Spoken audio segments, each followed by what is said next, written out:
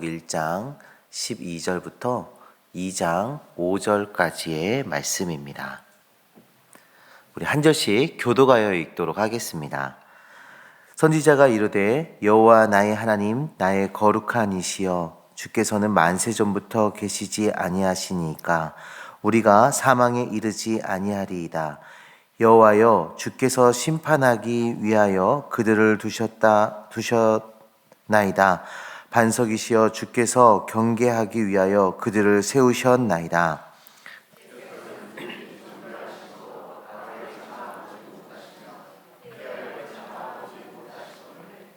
어찌하여 거짓된 자들을 방관하시며 악인을 자기보다 의로운 사람을 삼키는데도 잠잠하시니까.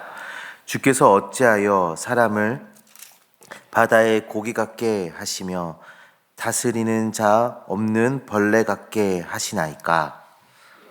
역시로 모든 그물로 잡으며 투망으로 모으고 그리고 기뻐하고 즐거워하여 그물에 제사하여 투망 앞에 분향하오니 이는 그것을 힘입어 소득이 풍부하고 먹을 것이 풍성하게 됨이니이다. 그가 그물을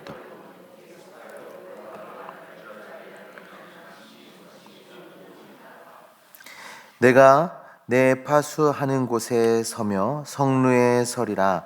그가 내게 무엇이라 말씀하실지는 기다리고 바라보며 나의 질문에 대하여 어떻게 대답하실는지 보리라 하였더니 여호와께서 내게 대답하여 이르시되 너는 이 묵시를 기록하여 판에 명박히 새기되 달려가면서도 읽을 수 있게 하라. 이 묵시는 정한 때가 있나니 그 종말이 속히 이르겠고 결코 거짓되지 아니하리라. 비록 더딜지라도 기다리라. 지체되지 않고 반드시 응하리라. 보라 내 마음이 교만하여 그 속에 정하지 못한 의인의 그 믿음으로 말미암아 살리라. 같이 읽습니다. 그는 술을 즐기며 거짓되고 교만하여 가만히 있지 아니하고 수올처럼 자기의 욕심을 넓히며 또 그는 사망 같아서 족한 줄로 모으고 자기에게로 여러 나라를 모으며 여러 백성을 모으나니. 아멘. 1세기 말에서 2세기 초에 그 초기 교회의 가르침을 모아놓은 문헌이 있습니다. 그걸 디다케라고 하는데요. 이 디다케라는 이름 안에, 그 단어 안에 가르침이라는 뜻이 들어가 있습니다. 이 디다케의 원제는 12사도를 통해 이방인들에게 준 교훈이라는 제목을 가지고 있어요. 그래서 이거를 줄여서 12사도의 교훈 또는 디다케라고 부릅니다. 선생과 예언자를 위한 조언, 또 기도와 또 예전들에 대한 가르침, 이런 여러 가르침들이 담겨져 있는 책입니다. 근데 이 책이 시작할 때 이 시작하는 이 문구에 굉장히 흥미로운 말이 쓰여 있는데요. 이런 내용입니다. 우리는 삶의 길과 죽음의 길 둘 중 하나를 택할 수 있습니다. 둘 사이에는 큰 차이가 있으니 현명한 선택을 하세요. 지금 뭐라고 얘기하나요? 삶의 길과 죽음의 길이 있는데 둘 중 하나를 우리가 선택할 수 있어요. 근데 이 두 길은 아주 큰 차이가 있다. 그러니까 현명하게 선택하시기 바랍니다. 하고 말하고 있는 것이죠. 실제로 성경에서도 이렇게 이 두 길을 비교하며 말하는 말씀들이 종종 나오곤 합니다. 마태복음 7장 말씀을 보면 이 좁은 문에 대한 이야기가 나와요. 좁은 문과 넓은 문을 대조해서 말하고 있는데 좁은 문은 생명으로 인도하는 문이고 넓은 문은 멸망으로 인도하는 문이다 소개하고 있어요. 그리고 이어서 반석 위에 세운 집과 모래 위에 세운 집을 이야기합니다. 이 두 대조는 모두 생명과 죽음에 대한 그 대조를 말해주고 있는 것이죠. 뿐만 아닙니다. 우리가 잘 알고 있는 이 시편의 말씀, 시편 1편의 말씀에도 복 있는 사람과 또 악인의 꾀를 쫓는 사람을 대조해서 말하고 있어요. 복 있는 사람은 악인의 길을 따르지 않는다. 악인의 길과 의인의 길을 대조해서 말해주고 있죠. 성경은 이렇게 A 아니면 B다, A 아니면 B다, C, D는 없다 말하는 거죠. 그리고 이렇게 A, B를 선택해야 하는 이 상황에서는 하이브리드도 없습니다. 이렇게 막 뒤섞여 있는, 교회에서는 A로 살다가 세상에서는 B로 살다가 B로 살다 지치면 다시 A로 살다가 뭐 이런 거는 없다는 거예요. A 아니면 B, 이런 삶을 살아야 한다 말해주고 있습니다. 생명이냐 죽음이냐, 생명을 선택할 것이냐 죽음을 선택할 것이냐. 오늘 우리가 읽은 이 본문의 말씀에도 이런 강한 대조의 말씀이 나오고 있습니다. 우리 2장 4절 말씀인데요, 우리 2장 4절 말씀을 함께 보도록 하겠습니다. 보라, 그의 마음은 교만하며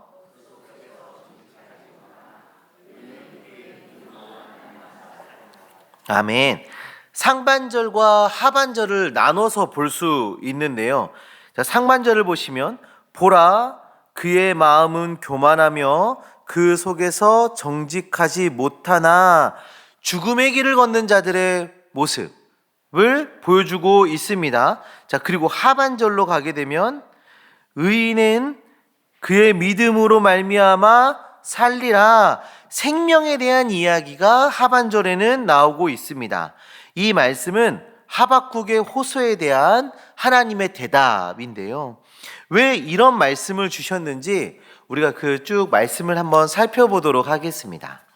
하박국 1장 2절부터 우리가 읽은 이 본문의 말씀은 하박국의 호소, 그리고 하나님의 대답, 하박국의 두 번째 호소, 하나님의 두 번째 대답, 이렇게 마치 하나님과 하박국이 대화하듯이 이렇게 호소하고 대답하시고 호소하고 대답하시는 구조로 말씀이 이어지고 있어요.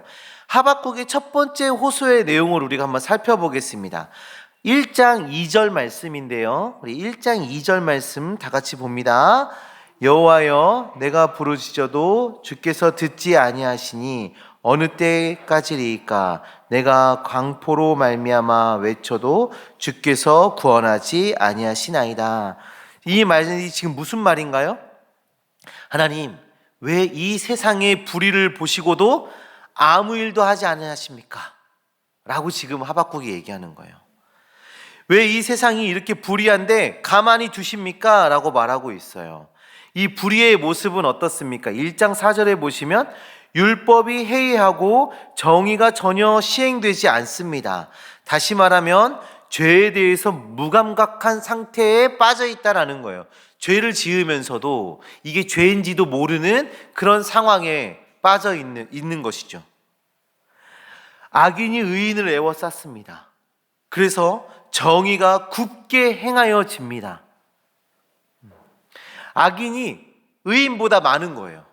악인이 더 많은 거예요. 그래서 이 악인의 영향력이 갈수록 커져가고, 그래서 악한 것이 문화가 돼버리고 이 악한 것이 당연시되는 사회가 되어버린 것이죠. 하나님의 백성인 이스라엘 백성들이 죄에 무감각해졌습니다. 죄에 무감각해졌어요. 그것으로 하박국은 이들을 구원해달라, 회복시켜달라 간구하지만 하나님은 아무 일도 하지 않으심에 대해서 지금 이렇게 호소하고 있는 것입니다. 성도님도 그럴 때 있지 않습니까? 이 세상의 죄를 바라보시면서 여러 감정들이 드시죠. 저는 저의 모습을 돌아보니까 두 가지 정도의 감정들이 드는 것 같아요. 먼저는 그 얼마 전에 우리가 뭐 아동 학대라든지 또 갑질 논쟁이라든지 또 이런 일들에 대한 기사들이 막 쏟아졌던 시기가 있어요. 그럴 때 보면 하나님, 저 인간들 왜 가만히 두십니까? 한 대 팍 치시든지 데려가시든지 좀 뭔가를 하셔야지 왜 가만히 두십니까? 하는 감정과, 하나님 회복시켜 주시옵소서, 이 사회를, 이 나라를 고쳐 주시옵소서 하는 마음과 이 두 가지 감정이 다 드는 것 같아요. 지금 하박국의 이런 호소를 보니까 좀 비슷한 것 같습니다. 저 죄인들을 보면서 또 화가 나고 분노하고 또 그걸 가만두시는 하나님을 보면서도 분노하고 하는 이런 상황 속에서 지금 이런 호소가 나오는 것이죠. 자, 그러자 하나님께서 응답하세요. 1장 5절 이하부터 하나님의 말씀이 이제 이어지는데, 하나님께서 계획하고 계셨던 것은 하나님께서 그런 사회를 보시면서, 그런 이스라엘 백성들을 보시면서 계획하고 계셨던 것은 불의에 빠져 있는 그 이스라엘에 대한 강력한 심판입니다. 아주 강력한 심판. 자, 6절 말씀인데요. 1장 6절 말씀인데 우리 한번 다 같이 보시겠습니다. 보라, 내가 사납고 성급한 백성 곧 땅이 넓은 곳으로 다니며 자기 소유가 아닌 거처들을 정념하는 일으켰나니. 아멘. 이게 지금 무슨 말이에요? 사납고 성급한 백성, 남의 거처를 빼앗는 자들, 이들이 누구입니까? 갈대아 사람, 갈대아 사람이면 바벨론 사람들입니다.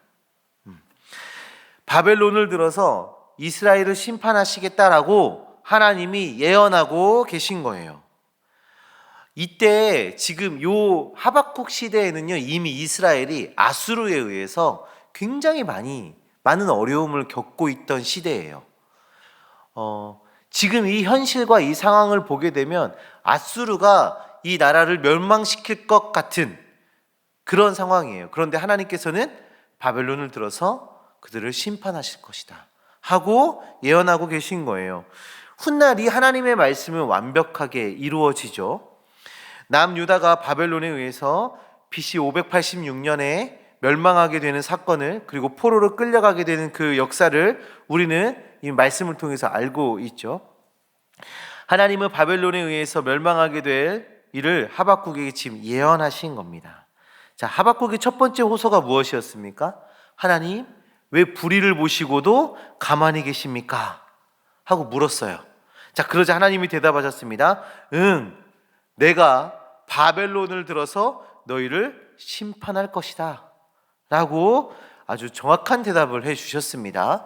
자, 사실 질문에 대한 이런 대답을 듣게 되면 우리 또한 질문이 생기게 되죠. 왜요? 왜 그러세요?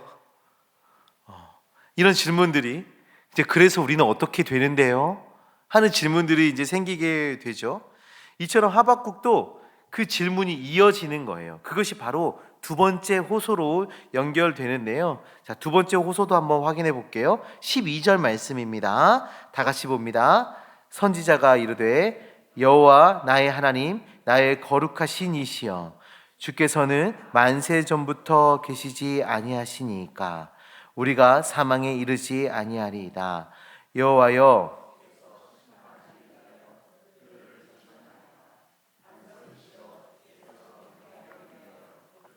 세우셨나이다. 아멘.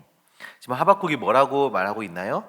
하나님의 선하심에 대한 확신의 그 고백을 하면서 시작하고 있어요. 나의 하나님, 거룩하시니, 만세전부터 계신 하나님 등 하나님에 대한 찬양이 이어지고 있습니다. 이것은 하나님의 선하심에 대해서, 우리 하나님이 하나님 되심에 대해서 고백하고 있는 것이죠. 왜 하박국은 그 하나님의 심판의 메시지를 듣고 나서 이렇게 하나님의 선하심에 대해서, 그 하나님 되심에 대해서 고백하고 찬양하고 있을까요? 그 뒤에 보시면 우리가 사망에 이르지 아니하리이다 라고 말해요. 이것은 그저 어떤 희망적인 고백을 하는 게 아니에요. 하나님, 우린 살 거죠? 우리 괜찮을 거죠? 라고 하면서 어떤 그냥 희망을 담은 고백을 하고 있는 것이 아니라, 이 사망에 이르지 아니하리다 라는 이 고백은 그 앞에서 하나님의 선하심에 대한 근거 하에 고백되어지고 있는 것임을 보여주고 있는 거예요. 하나님, 저는 압니다. 하나님은 선하신 분이시고 거룩하신 분이시며 하나님이시고 거룩하신 하나님이시고 만세전부터 계신 하나님이심을 제가 압니다. 그래서 이스라엘에게 약속하셨던 그 복이 반드시 이루어질 것임을 저는 압니다. 라는 그 믿음의 고백을 전제로 지금 이 고백이 이어지고 있는 것입니다.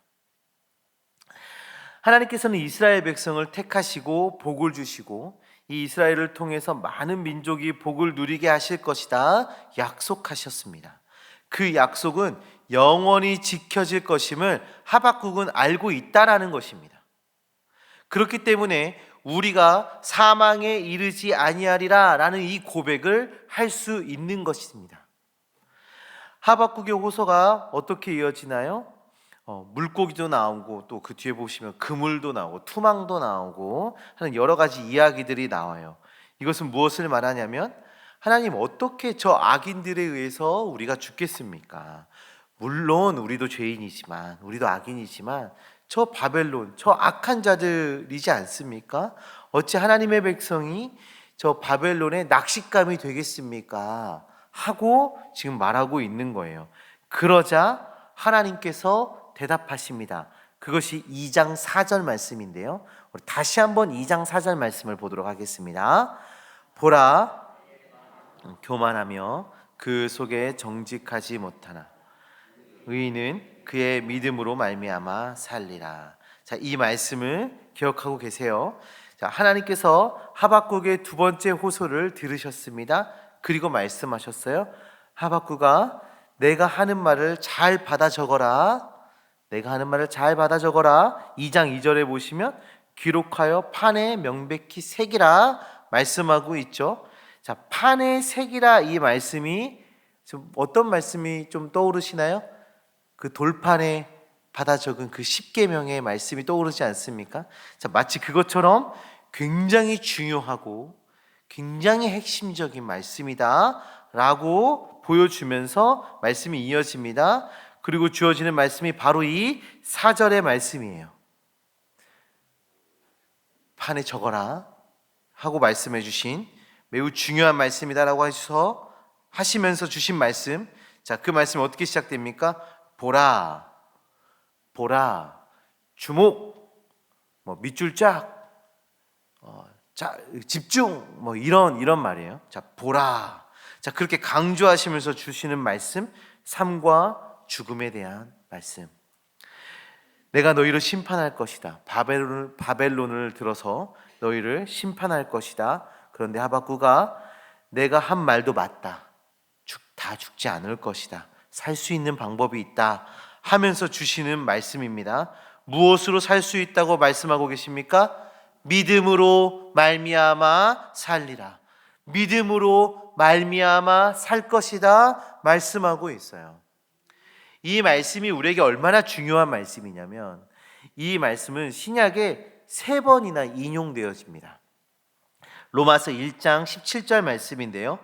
복음에는 하나님의 의가 나타나서 믿음으로 믿음에 이르게 하나니 기록된 바 오직 의인은 믿음으로 말미암아 살리라 함과 같으리라. 아멘. 두 번째 갈라디아서 3장 11절 말씀이에요. 또 하나님 앞에서 아무도 율법으로 말미암아 의롭게 되지 못할 것이 분명하니 이는 의인은 믿음으로 살리라 하였음이라. 아멘. 또 한 번 더 나옵니다. 히브리서 10장 38절 말씀이에요. 나의 의인은 믿음으로 말미암아 살리라. 또한 뒤로 물러가면 내 마음이 그를 기뻐하지 아니하리라 하셨느니라. 아멘. 이 말씀들이 쓰여졌던 시기가 언제입니까? 이 시대는 어떠한 시대였습니까? 예수 그리스도를 믿는 그 믿음에 대해서 핍박을 받던 시기였어요. 내가 예수 그리스도를 믿는다라는 것에 대해서 핍박을 받고 고난을 당하던 시기, 그 시기였습니다. 그리고 율법과 믿음에 대한 강한 논쟁이 있던 시기였습니다. 성경의 저자들은 율법으로 의롭다함을 얻는 것이 아니라 믿음으로 의롭다함을 얻는 것이다 증언하고 있어요. 히브리서는 의인은 믿음으로 산다라는 이 진리를 이야기하고 매우 유명한 말씀이 이어지죠. 우리가 믿음장이라고 불리는 그 히브리서 11장의 말씀들이 그 뒤로 쭉 이어지게 됩니다. 오늘 우리는 하박국의 배경과 하박국의 호소, 그리고 하나님의 심판에 대한 이야기를 우리가 살펴봤어요. 하박국이 들은 하나님의 계획은 무엇이었습니까? 심판, 징계에 대한 말씀이었습니다. 바벨론이 이스라엘을 멸망시킬 것인데 하나님께서는 그것을 반드시 이루실 것이라는 것에 대한 말씀을 들었습니다. 우리는 하나님의 말씀 중에 복 받을 것이다, 은혜를 얻을 것이다 하는 하나님의 말씀을 잘 받아들일 수 있어요. 그렇죠? 저도 이렇게 설교를 하다 보면 아멘이 많이 나오는 순간들이 있습니다. 성도님들이 아멘이 많이 나오는 순간, 그 순간 그거야 한 90% 정도는 하나님의 은혜가 있을 것입니다. 뭐 이럴 때는 조시던 분도 아멘 하세요. 네, 이런 말씀이 이렇게 하나님의 순종하지 않으면 심판을 받을 것입니다. 잠잠합니다. 지금처럼. 우리가 하나님의 말씀 중에 복 받을 것이다, 은혜를 받을 것이다, 하나님이 우리를 보호하실 것입니다, 이런 말씀들에 대해서는 너무나도 쉽게 받아들입니다. 아멘, 아멘. 그런데 오늘 본문에 하박국에게 주어진 이 말씀이 우리에게 주어진다면 우리는 어떻게 반응하실 것 같으세요? 또는 이 신약의 이 말씀이 인용되었을 때처럼 핍박을 당하고 어려움을 당하는 상황이 우리에게 주어진다면 우리는 어떻게 받아들이시겠습니까? 간혹 우리 삶에 바벨론의 침략을 받은 것처럼 황폐한 삶이 몰려올 때가 있어요. 때로는 하나님께서 우리에게 고난을 허락하실 때가 있습니다. 막막하고 답답한 상황들이 우리 앞에 주어질 때가 있습니다. 혹시 지금 우리의 상황이 이 바벨론의 침략을 받은 상황 같으십니까? 핍박을 당하고 어려움을 당하고 있는 상황 같으십니까? 오늘 말씀은 그런 우리에게 이렇게 말하고 있습니다. 믿음으로 살 것이다. 믿음으로 살 것이다.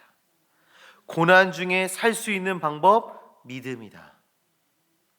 우리가 은혜를 누리고 기쁨과 즐거움과 평안 가운데 살아갈 때도 믿음으로 당연히 살아가는 것이지만 고난 중에도, 아픔 중에도, 핍박 가운데도 우리가 살 수 있는 길은 믿음이다. 믿음이다. 성경이 말하고 있는 것이죠. 우리에게 다른 길은 없습니다. A 아니면 B, 믿음 아니면 불신. 하나님을 선택할 것인가, 세상을 선택할 것인가? 하나님을 선택할 때 기쁨과 평안 중에 있거나 또는 고난과 아픔 중에 있거나 뭐 그런 상황에 상관없이 하나님의 생명이 우리와 함께하고 계신 것입니다. 하나님께서는 우리의 인생에 날이 좋아서, 날이 적당해서 모든 순간이 찬란했던 그 순간에도 함께하고 계셨고, 좋지 않아서 힘들고 어려운 그 순간에도 함께하신 분이십니다. 바벨론이 침략해 오고 나라가 망하는 일은 분명히 이루어질 것이지만 그 안에서도 믿음을 지킨 자는 산다 말씀하십니다. 고난은 분명히 우리에게 다가올 것입니다. 누구나 고난, 아픔, 역경 누구나 마주하게 됩니다. 그것을 피해갈 수 있는 능력은 우리에게 없습니다.